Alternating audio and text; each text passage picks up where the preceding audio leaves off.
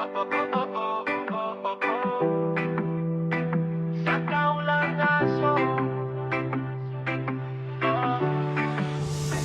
tuwing ako'y tatambay dun sa tre, aking maririnig kahol ang aso.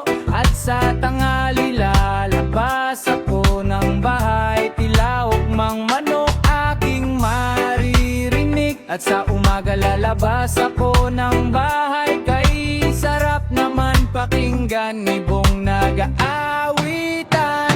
Kahol ang aso, tila ugmang manok, huningan ibon, sigaw ng tao lang aso. Kahol ang aso, tila ugmang manok, huningan ibon, sigaw ng tao lang aso. Sa kabundukan kay sararaman, pakinggan makikita mo ang lahat, kung saan ka isinilang dungawin mo ang kahapon. Buhay natin ay parang gulong, minsan ay nasa ibabaw, minsan din ay nasa ilalim. Mga hayop na nabubuhay sa mundo, kung isipin mo at titingnan, ay para ding mangga tao, mga halaman na nakikita mo sa